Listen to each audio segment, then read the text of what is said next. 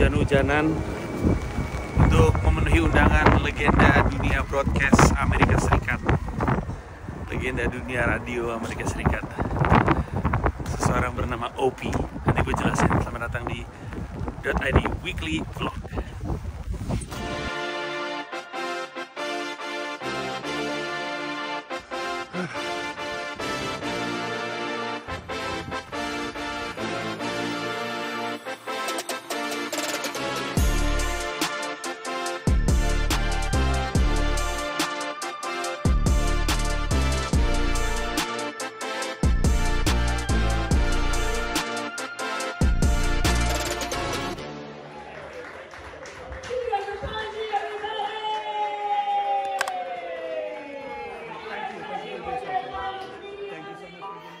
Gokil.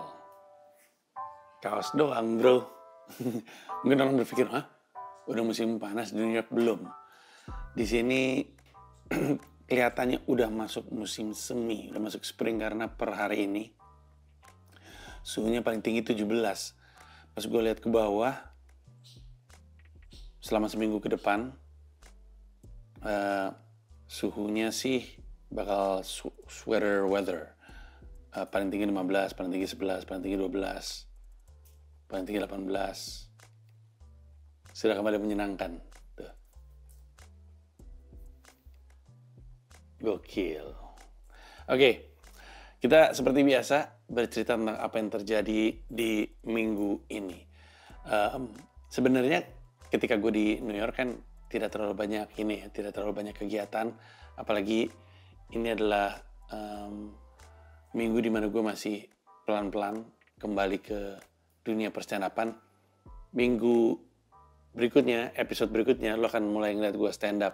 Ada 2 job dan rencana ada sejumlah open mic di antaranya. Minggu ini gue mencoba untuk menjalankan rutinitas gue sebagai seorang CEO. Dimulai di hari Senin. Sebenarnya secara teknis ya, minggu malam tuh gue udah mulai menjalankan rutinitas mingguan sebagai CEO Comika, karena minggu malam di New York itu Senin pagi di Indonesia.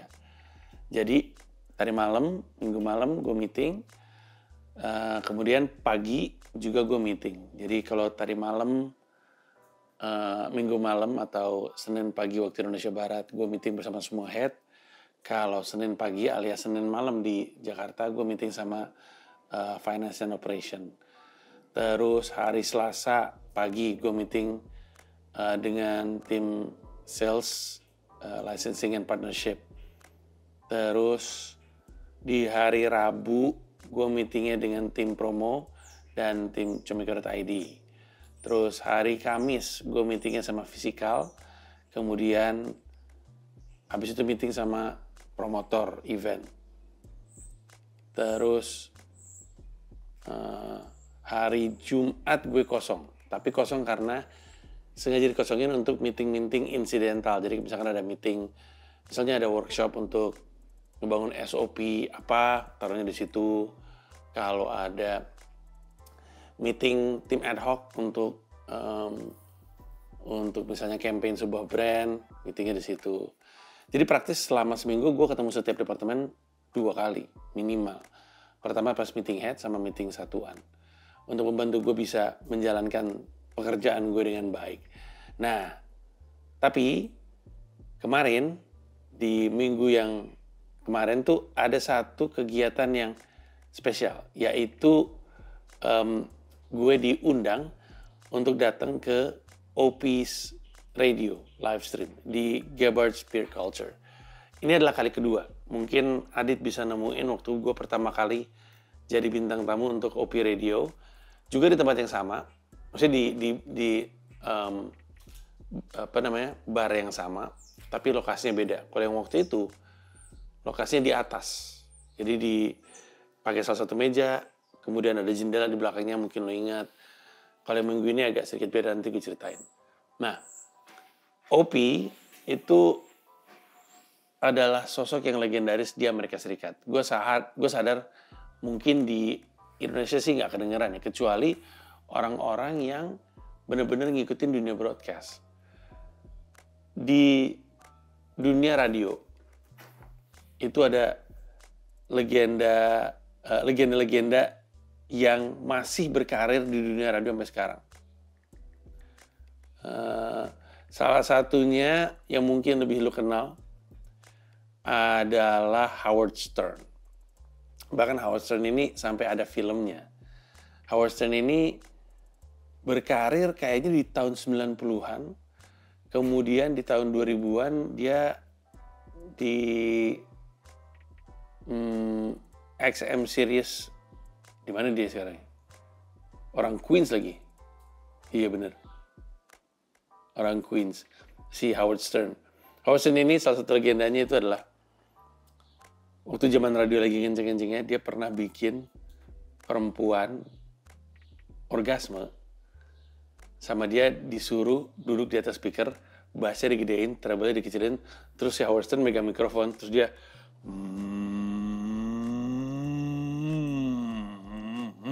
gitu. Terus ceweknya disuruh duduk di atas speaker, terus ceweknya orgasme. Itu viral, seviral-viralnya pada zamannya. Sekarang, sampai sekarang dia masih jadi penyiar radio, tapi di XM Sirius. Nah, Opie and Anthony adalah salah satu, berdua sih mereka, adalah dua legenda radio Amerika Serikat. Opie and Anthony itu, bayangin daging Desta. Atau mungkin bayangin untuk zaman gue tuh Irfan Angga di Prambors dulu. Atau mungkin Panji Steny. Opie and Anthony itu adalah pasangan radio yang besar di dunia di era 90-an. Mereka sebenarnya mereka naik di tahun 2000-an, tapi mereka mewakili spirit penyiar-penyiar radio ala Howard Stern di tahun 90-an. Di tahun 2000-an, Opie and Anthony itu mulai siaran, terus mereka tuh sering kontroversial. Omongan mereka di atas radio, di atas udara gitu ya, di radio. Itu sering kontroversial, mereka pernah dipecat dari sebuah radio karena kontroversi, pindah ke sebuah radio lain, kontroversi lagi. Selalu gitu, sampai akhirnya mereka pecah, berantem. Terus Anthony-nya jalan sama yang lain, Opie-nya jalan di radio yang lain lagi. Jadi jalan masing-masing, terus Anthony-nya berhenti, terus Opie-nya masih siaran, tapi Opie-nya terkena kontroversi. Dia dipecat dari tempat radio dia, gara-gara prank juga. Dia ngerekam rekan kerjanya lagi boker di toilet.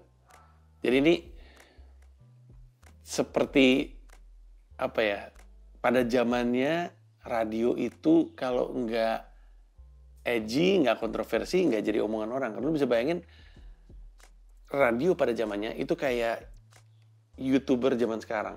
Podcast belum nyampe level seperti itu. Kayak YouTuber zaman sekarang. YouTuber banyak banget.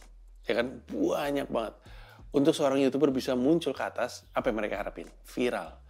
Untuk bisa viral, mereka ngelakuin hal-hal yang borderline nggak etis. Nah, dunia radio itu seperti itu. Dunia radio itu pada zamannya bertanding, berlomba-lomba untuk ngasih sesuatu yang orang nggak pernah dengar dan orang nggak nyangka. Aspek live pada radio, pada dunia broadcast, itu memberi tambahan alasan kenapa orang pengen dengerin. Karena ini benar-benar live pada detik itu terjadi juga. Makanya prank yang sampai sekarang masih ada di Gen FM itu apa ya? Salah sambung. Ya kan, itu kan semi prank kan. Radio-radio itu penuh dengan hal-hal seperti itu. Salah sambung tuh usianya panjang banget. Dan radio-radio lain biasanya punya kayak gitu juga. Dulu waktu gue di Hard Rock FM Bandung terutama, gue punya program namanya To Where You Are, di mana gue turun ke jalan pakai, belum ada AirPod tapi pakai earphone gitu. Kemudian gue didirect sama penyiar di studio mesti ngapain. Gue pernah pura-pura jadi turis Singapura, ketemu sama polisi, ngomong sama polisi pakai bahasa Inggris, "Excuse me, where am I right now?" Where? Alun-alun, kata dia. "Oh, how do I go back to Singapore from alun-alun?" Naon sih tengarti gitu. Terus sambil polisi itu ngomong tengarti, kan masuk tuh ke earphone gue. Di studio tuh ketawa-ketawa. Wah, tuh Banyak banget kayak gitu tuh. Seperti kena deh di era belum ada kena deh pada zamannya. Tapi gue pernah jadi orang apa ya? Gue pernah jadi orang buta mau bikin SIM kalau gue nggak salah. Banyak banget lah. Dan itu borderline nggak bener kan. Ush. Maaf, ada yang lagi bersih-bersih kayaknya di sebelah sana. Dia mah nggak peduli kalau ada syutingan ya. Tapi anyway, Opie and Anthony juga datang dari era yang sama. Era penuh prank dan pada akhirnya prank lah yang membuat mereka dipecat. Sekarang Opie masih bikin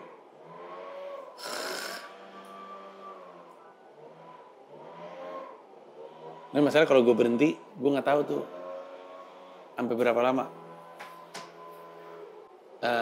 Adit, munculin granat di tangan gue. Ting! Ledakan, Dit. Kita lanjut aja ya. Opie Anthony sekarang siaran, tapi dia siaran sendiri. Dia siaran live streaming. Dari Facebooknya. Dari Facebook sih sebenarnya tepatnya. Abis itu hasil rekamannya ditaruh ke YouTube. Nah, karena gue datang dari dunia broadcast, gue kenal nama Opie and Anthony, gue tahu seberapa besar mereka dulu, Opie and Anthony. Opie and Anthony saking gedenya. Itu dulu kalau nge-MC, itu acara-acara di kapasitas 10.000, 15.000 pada zamannya. Jadi gue ketika diundang pertama kali tersanjung, pada saat itu dia kaget dengan dampak kehadiran gue. Waktu itu gue ngerjainnya jam berapa ya, gue lupa deh. Mungkin sore kali ya. Nggak ngerti juga gue. Pas siang gitu gue lupa. Nah, ketika gue diundang untuk kedua kalinya, gue dengan senang hati datang. Jadi datanglah gue ke si Gebhard Beer Culture. Si lokasi tersebut, Gebhard Beer Culture itu dipilih karena salah satu co-hostnya itu adalah owner dari Gebhard Beer Culture. Terus udah gitu, third mic-nya adalah seseorang yang merupakan seorang jurnalis.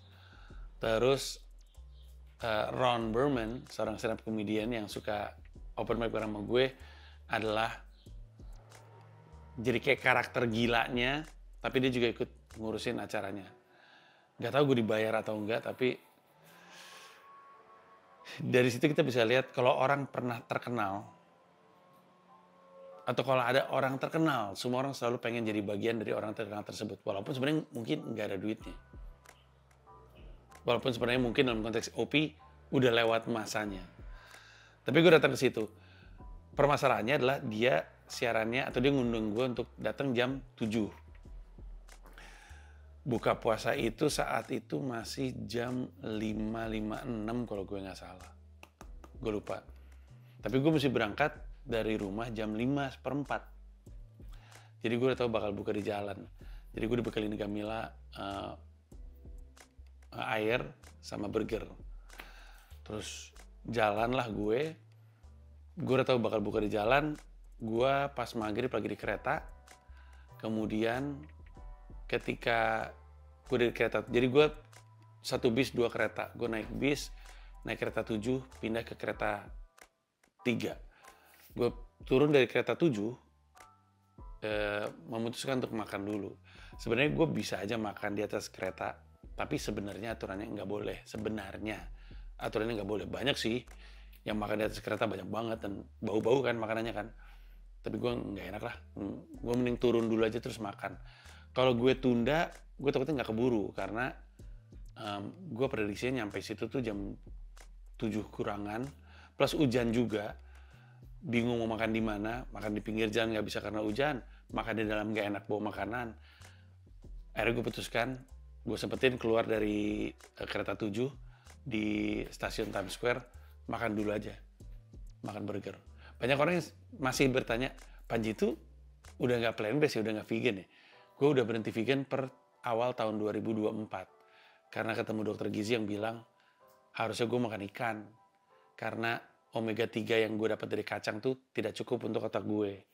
Nah, karena yang gue pedulikan adalah aset otak gue untuk stand up, seperti yang lo tau saya suka lupa.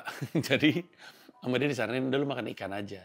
Makan ikan, udah nih gue jadi, dulu gue sebut namanya Mediterranean Diet.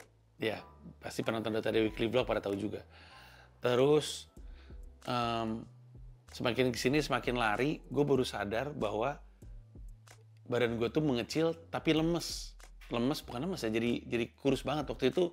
Kalau ada yang ingat nggak? Coba Adit keluarin video waktu gue lari di Sudirman Tamrin.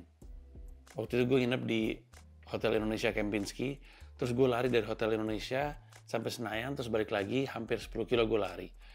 Terus gue pas mandi nimbang berat badan gue, terus gue ngeliat, kok badan gue kurus banget ya. Turunnya sih gue happy. Belakangan gue tahu bahwa ternyata lari itu harus disertai dengan workout ya, semacam nge-gym atau kalau dalam hal gue adalah calisthenics ya disebutnya, body weight workout. Karena lari itu ternyata makan otot. Jadi massa otot lu tuh hilang karena lari. Kalau lu nggak padanin dengan aktivitas untuk membentuk otot, lu akan kehilangan otot itu. Nah, jadi ini kan, jadi apa, istilahnya kontraproduktif terhadap apa yang ingin gue capai. Kan prinsipnya you lose what you don't use. Otak, you lose what you don't use, jadi mesti dipakai mulu, otaknya mesti sehat, mesti butuh asupan-asupan yang dibutuhkan sama otak. Otot, you lose what you don't use, harus dipakai terus, kalau enggak lu kehilangan massa otot. Gue ngapain jadi aki-aki yang jalannya susah, terus gue pengen jadi aki-aki yang bugar gitu. Dan tidak jauh lagi gue jadi aki-aki, umur gue 45, nanti jadi 46, 4 tahun lagi 50. Jadi akhirnya gue putuskan, ya udah kalau gitu berarti harus ada pembentukan massa otot, terus dikasih tahu lagi bahwa ya paling gampang sih makan daging. Akhirnya sekarang diet gue tuh masih mungkin gue bilang mungkin sepertiga ya, jadinya jadi lebih balanced out gitu antara ikan, daging dan sayur gitu, ketimbang dulu nggak ada sayur sama sekali misalnya gitu. Tapi ketika gue mau beraktivitas olahraga yang cukup ekstrim, atau mengingat gue masih punya aktivitas olahraga yang cukup ekstrim, gue selalu pastiin sayurnya lebih banyak. Kayak tadi malam aja gue buka puasanya salad sama salmon gitu, biar karena mungkin pada tahu gue kalau kebanyakan makan daging, sendi gue tuh ngilu. Kalau olahraga tuh recovery-nya lama. Mungkin emang harusnya gue punya dokter gizi ya. Ini semua tuh sekali gitu. Oke, kita intermezzo. Gue siaran akhirnya gue nyampe ke ke Gebhardt's Beer Culture. Kali ini mereka di basement gitu.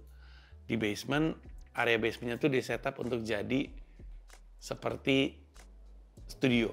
Dan untuk sesuatu yang dilakukan ala kadarnya, setupnya lumayan menarik, cakep.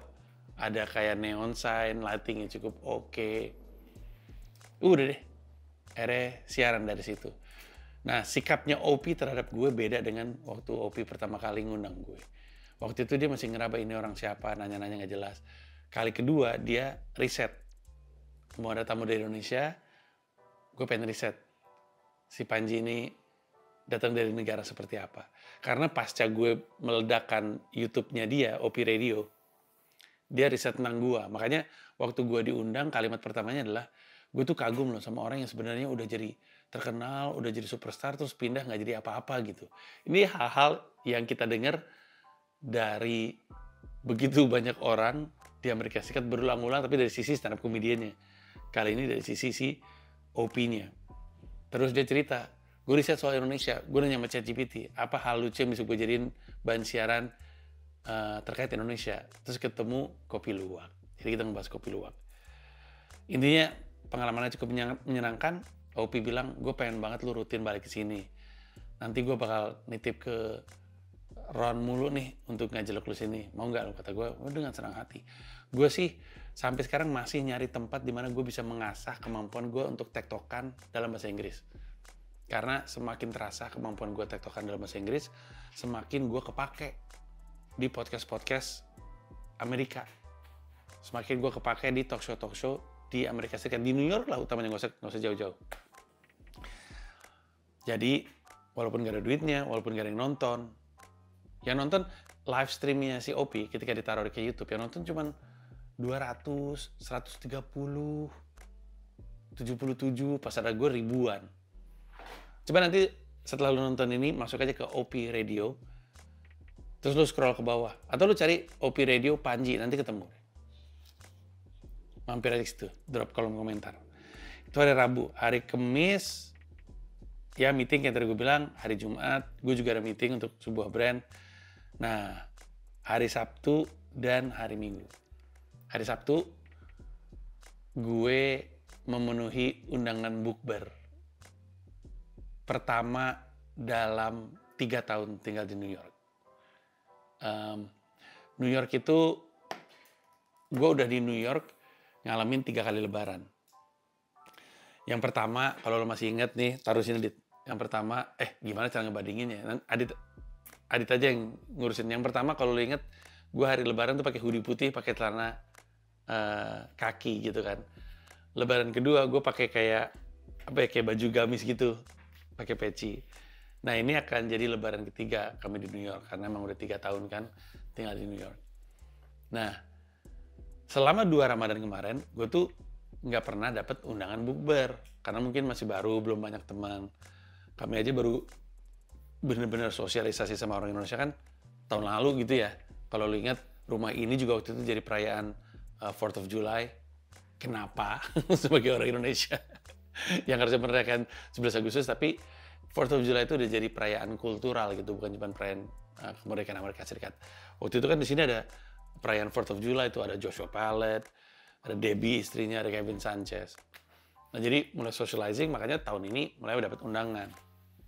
Datanglah kami ke rumah yang mengundang, dan undangannya menyenangkan sekali. Kebetulan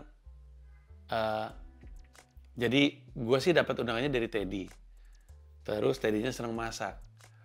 Pas dateng, gue ngeliat ada sambal ati ampela. Tau nggak yang ati ampela kentang pedes gitu, sambal pete.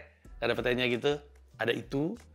Terus ada ini sayur tapi pakai bakso. Terus ada udang namanya udang balado apa gitu. Terus ada kolak, ya Allah. Gokil, terus orang-orang pada bawa makanan kan, kami juga bawa makanan. Teman-teman lain bawa makanan, ada yang bawa martabak manis. Ya Allah, makin happy. Tapi selain ketemu makan Indonesia yang menyenangkan, ketemu sama masyarakat Indonesia, ngobrol-ngobrol, bercanda-bercanda. Kami nyampe jam 5, pulang kayaknya 8:30. Karena ngobrol-ngobrol, bercanda-bercanda. Ngobrolinnya panjang banget dari Donald Trump sampai rumah Radit horor. Dulu gue bayang gak obrolannya dari Donald Trump yang kembali memimpin hingga ngomongin rumahnya Radit berhantu. Panjang banget obrolannya dan everything in between. Tapi itu jadi pengalaman yang menyenangkan, hari yang menyenangkan. Abis itu dibilang nanti pas Lebaran kesini lagi ya. Dia mau masak lontong Medan kalau gue nggak salah. Kata gue, wah, aku sedang sekali makan dan beneran enak masakannya. Jadi ya nggak sabar. Tahun ini tuh rencananya sih kami pengennya sholat idnya di Times Square karena kan selama bertahun-tahun tuh Times Square tuh selalu menggelar sholat id. Sebenarnya sholat tarawih juga, cuman jadwalnya ini yang gue nggak nemu di mana. Tapi ya rencananya seperti itu. Jadi nanti mungkin pas Lebaran sholat id di Times Square, terus on the way balik ke Queens, mampir ke Elmhurst, ke rumahnya mereka lagi. Terus berlebaran di situ. Hari Minggu gue sama anak-anak keluar rumah. Kami ke City, ke Manhattan. Gue Dipo Shira karena Mila kedinginan. Gue Dipo dan Shira ke Manhattan, ke kota karena mau ke 2 tempat. Yang pertama kami ke toko buku namanya Barnes & Noble. Barnes & Noble itu toko buku favoritnya anak-anak. Karena toko buku tersebut bukan cuma ngejual buku, tapi ngejual alat perlengkapan gambar, perlengkapan ngelukis, board game, mainan, dan segala macamnya. Nah, si Shira itu lagi tertarik sama Greek mythology. Jadi dia datang dalam niat pengen beli Odyssey, buku Odyssey. Dipo pengen beli buku-buku teknik menggambar sama sketchbook. Jadi kami berangkat ke sana, terus mereka dapat daftar belanjaan mereka.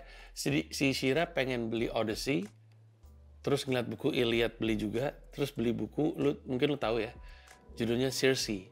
Circe itu karakter perempuan dari Odyssey yang kemudian punya spin-off-nya sendiri gitu. Ada usaha untuk menceritakan ulang Circe dari perspektif yang berbeda. Bukunya award winning kok. Nomor 1 juga di New York bestseller, walaupun semua juga nomor 1 di New York Times bestseller sih. Dipo juga beli sejumlah buku teknik menggambar, teknik anatomi hewan, terus menggambar kain, gitu-gitu lah pokoknya. Dia beli.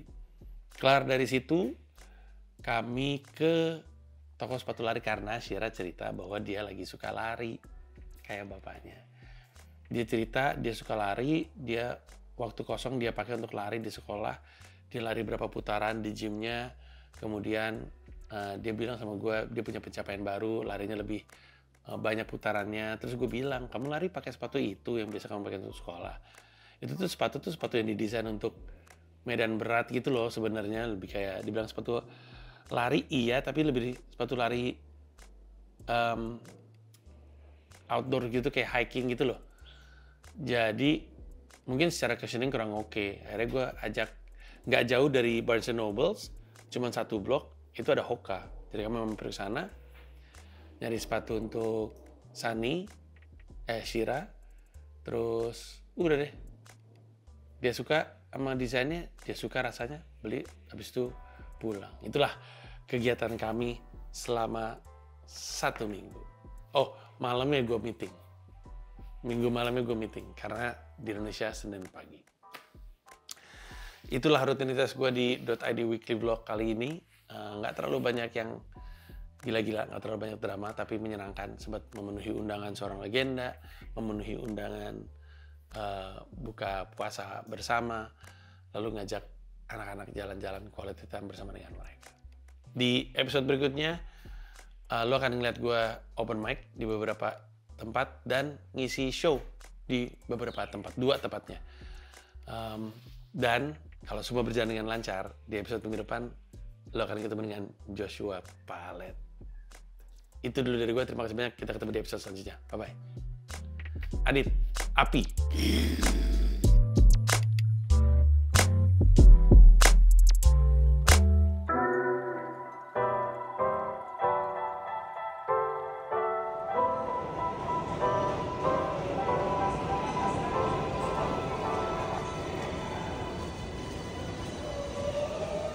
Terima kasih banyak udah nonton video YouTube gue. Mau mengingatkan bahwa di YouTube gue tuh ada membership program, di mana kalau lu jadi bagian dari member, lu bisa mendapatkan akses terhadap video-video eksklusif hanya untuk member yang nggak bisa ditonton oleh orang lain. Ada 3 level, paling murah adalah 1 paham Rp30.000 sebulan, kemudian 1 rasa Rp125.000 sebulan, lalu 1 jiwa Rp1,5 juta sebulan. Masing-masing ada manfaatnya sendiri, lu bisa cek di YouTube gue, tapi yang pasti dari level 1 paham, yang paling murah, lu bisa nontonin video-video gue stand up di New York, lu bisa nontonin konten Sila, di mana gue beropini politik, dan lu bisa dengerin siniar Hiduplah Indonesia Maya. Terima kasih banyak.